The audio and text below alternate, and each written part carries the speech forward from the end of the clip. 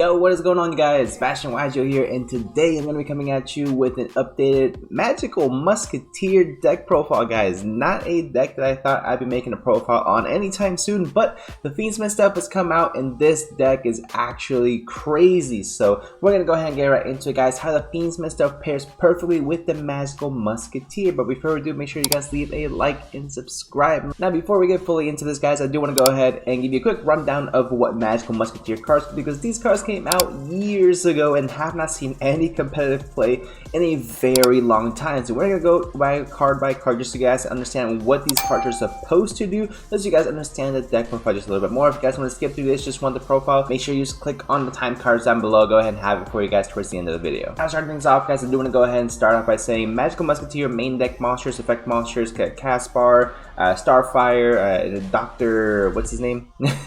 Musketeer Doc, all actually have the same shared effect, which if they're on the field, you can actually activate magical musketeer cards during either player's turn directly from your hand, which is really good because it works similarly to Runic, whereas you don't have to necessarily have your cards be susceptible to cards like Harpy's Feather Duster, Cosmic Cyclone, or other type of back row hates, the Twin Twisters, the nonsense, right, guys? So that's something that is shared across all of them, which is fantastic, but what they do differ is their secondary effect. For example, magical musketeer Caspar, whenever a spell or trap is activated in this card's column, you are going to be able to get any magical musket card from your deck to your hand. Musketeer Starfire says when a spell trap is activated in this card's column, you can special summon one level 4 lower magical musket monster from your deck in defense position.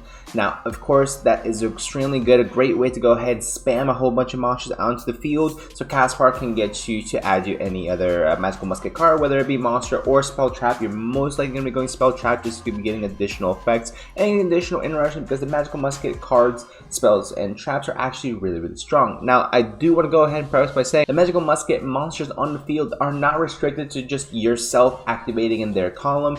If your opponent activates any spells, traps in their column as well, they will be getting that exact same effect. And the last magical musket monster we're going to be going over today, guys, is magical musketeer Doctor. It's a very fitting name. Realistically, whenever spell trap is activated, this guy's calling me, especially having a magical musket monster from your graveyard. So that's exactly what the name entails, which makes it very easy to follow. Now, I will say the reason why we are playing this with FIENDSMITH specifically is because, funny enough, all of the magical musketeer monsters are light fiends, which means they can go to Requiem instantly. We don't need to play Moon Goddess of the Closed Sky, and these two archetypes work seamlessly together to actually make one of the best going second decks in the current format. Second after, of course, Tenpai, but it's definitely up there with any other going second strategy in the current format. This deck didn't necessarily take off when it first came out. It's seen as a little bit of a slower deck, kind of more not as spammy as one would like it to be. I very much enjoyed the deck. I think it's a lot of fun, just to have a more of a long-term duel, being able to constantly just interrupt your opponent. It's basically how to play a more stun-based version, but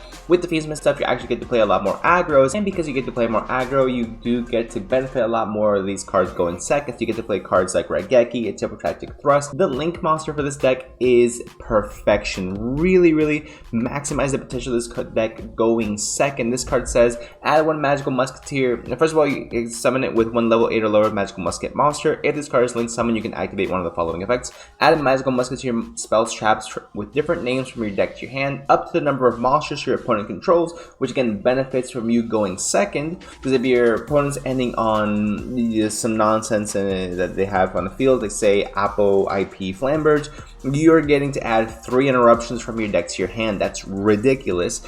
And if you're able to summon this guy with the link into the Brains card, which is actually a card that we haven't really touched on at all, this is actually one of the best decks that's able to go ahead and benefit off that, because then your opponent cannot respond to that special summon monsters. So that's going to be really good to be able to just gain free advantage, free interruption to go break your opponent's board. Another effect of the magical musket link one is that it does get the special summon magical musketeer monsters from the deck to the field up to a number of spell traps cards your opponent controls as well. So in the event you're going against Labyrinth, for example, you get to go ahead and special summon, you know, however many set they have, special summon that many of this specific card. So it's really, really good to just be able to swarm the field and gain a ton of advantage that way as well. And also because you're going to be getting, you're going to be going second primarily with this deck. Again, you're going to be able to benefit huge off of cards like Regeki, Dark Ruler No More, Triple Tactics Thrust, Talents, Prosperity. All these cards are going to be absolutely insane. So guys, we've gone over the monsters. Now to go over the spells, we have Magical Musketeer Cross Domination quick play spell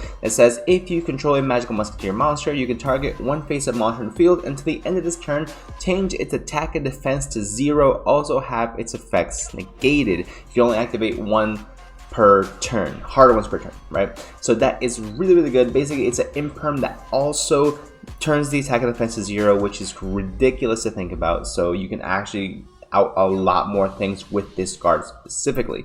Now, we are going to want to go ahead and play these cards as one-offs because realistically we're not going to want to let this game grind on that long. But Cross Domination is an extremely good card, and a card you definitely need to go ahead and play in this deck. Next up, we have a card like Magical Musketeer Desperado, which is a normal trap card. It says if you control a Magical Musketeer monster, target one face-up card on the field, destroy it. So obviously, it destroys monsters, it spells traps. So really, really good card to have that versatility, because a lot of these cards normally they'll say, oh, target a face-up monster, target a face-up spell trap. This can target any card on the field, destroy it, which is fantastic for just additional interruption. You can pop the field spell with field spell searching. Really, really good. Another amazing card this deck has is Magical Musketeer Dancing Needle, which lets you target 3 cards in either graveyard and banish them, which is amazing, especially going up against other Fiendsmith decks, going up against any type of Snake Eye or Bell strategy, as well as being able to banish cards from the graveyard when they're trying to special summon stuff back. Great against Tenpai also, so a lot of really great applications. But the thing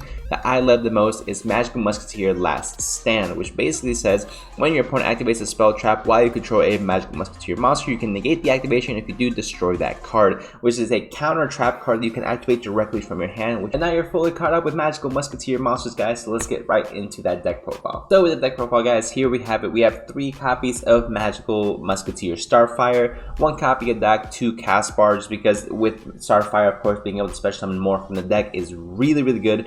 And you're not really going to be searching that much off the Caspar, but you really want to maximize having multiple Light Fiends, again, Musketeers on the field. 1 Cross Domination, 1 copy of Desperado, 1 Dancing Needle, 1 Last Stand, of course, 2 Caspar, 1 Doc. I don't know if I said that already. 1 copy of Sharvara, 1 copy of the Abominable Chamber. It gives you a free special summon as well. 3 copies of Fiendsmith, 1 Fable Lure, of course, 3 copies of the Tractus. This is a much better card in Magical Musketeer because this says add any Light Fiend monster from your deck to your hand. And what's a Light Fiend? Every single Magical Musketeer monster you have in your main deck, guys. So you guys get to go ahead and search out whichever one you want. Starfire, unless you already have it, and then Caspar, and then just so on and so forth. But this basically adds like reinforcement to the army of this deck. Is actually disgusting. 1 copy of Fiendsmith Sanctus is a card that's not really played, very popular in current competitive decks. However, this is really good because again, it adds you another Fiendsmith token. All the monsters you play are Light Fiends, so this is always going to be live to get you free tokens on the board, free Link Fodder, which is going to be phenomenal as well. 2 copies of Triple Tactics Talents, 3 copies of Thrust, more of the standard stuff, Dark Ruler No More, Forbidden Droplet, Prosperity, 1 Duster, and 2 Regeki. With 1 Rivalry of Warlords, because we do play Thrust, so you search whichever one you need. 3 copies of Link into the Brains, because if this card goes off, you are guaranteed winning that game. Absolutely guaranteed. No ifs, ands, or buts about it. This card is absolutely ridiculous. It gives you so much advantage on its own, and then use it to special summon out the Magical Musketeer Max as well. Being able to generate that much advantage, guys, is really hard for somebody else to overcome. With 41 cards in the main, 15 in the extra, 1 Requiem, 1 Musketeer Max, of course Sequentia, SP Lure Knight, pretty standard stuff, Rage, Unchained Soul Yama, Anguish, and Access Code Talker. You could go Appaloosa, but again, we're breaking boards, we're going second.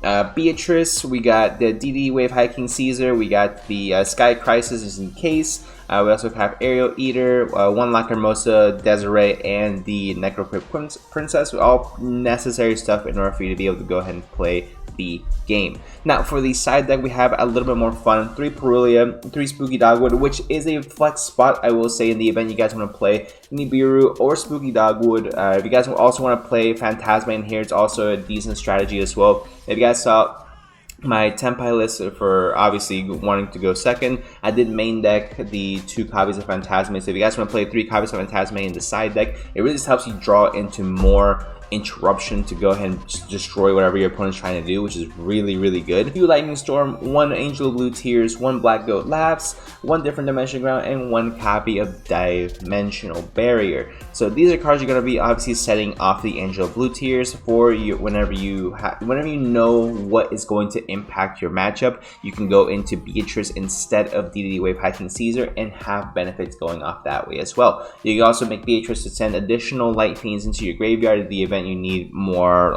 fusion fodder for the Sequentia. Not really going to come up that often because if you're making it, then it is what it is. But I just want to go ahead and let you know that is an option you guys can go into. Let's wrap things up, guys. This deck is a lot of fun. I hope you guys do enjoy it. If you guys are going to try this out, definitely let me know what you guys think in the comment section down below. Again, having a old school deck receive indirect support through the Fiendsmith stuff, again, is just a lot of fun to go ahead and see, guys. So let me know what you guys think in the comment section down below. Hope you guys did enjoy. Best of luck if you guys are going to try this deck out. I want to make sure we increase popularity in it a little bit more, have a little more diversity in the format, and after the ban list, we'll see if it actually becomes one of the best decks in the format, because you don't need Beatrice, and that's most likely a card that will get banned. Which, if you guys also want to see a ban list prediction, it should be up later on this week, so make sure you guys stick around for that. Other than that, I hope you guys enjoy, and I'll see y'all in the next one.